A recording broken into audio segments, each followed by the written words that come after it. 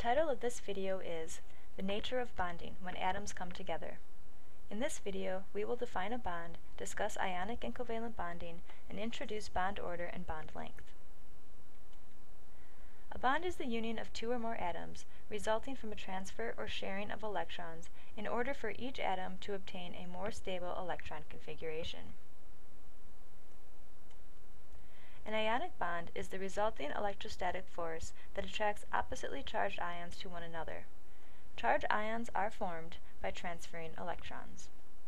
In this example of an ionic bond, we have a sodium atom with 1 valence electron. Next to that is a chlorine atom with 7 valence electrons. Chlorine would like an 8th electron to obtain a more stable electron configuration. Sodium is willing to give its 1 electron to chlorine. After the transfer, sodium becomes a positively charged cation because it now has 1 more proton than electron. Chlorine becomes an anion because now it has more electrons than protons. These two ions are held together by an electrostatic force to form the ionic compound sodium chloride. A covalent bond involves the sharing of electrons. Electrons are shared as pairs. Multiple bonds are formed when more than 2 electrons are shared. The term bond order is used to describe the number of bonds.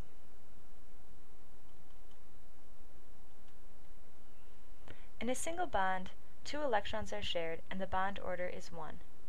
In a double bond, 4 electrons are shared and the bond order is 2.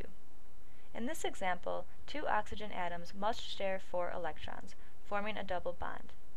In the case of nitrogen, each atom donates 3 electrons to share with the other. Since 6 electrons are being shared, a triple bond is formed. Bond length is another characteristic used to describe covalent bonds. Bond length is defined as the difference between the 2 nuclei of a bond. It is usually measured in picometers. On the following slide, you can see how bond length and bond order are related. Carbon can form single, double, and triple bonds with other carbon atoms.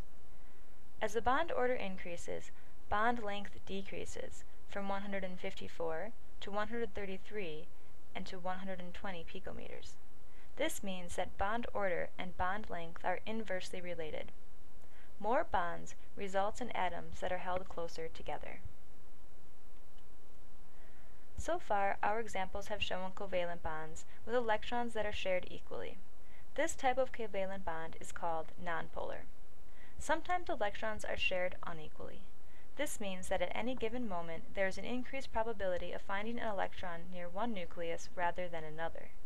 These kinds of bonds are called polar covalent, and they will be discussed in more detail in another packet.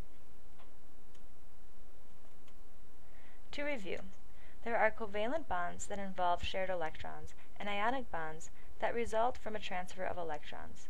Within covalent bonds, there are nonpolar bonds that involve equal sharing and polar bonds that involve unequal sharing.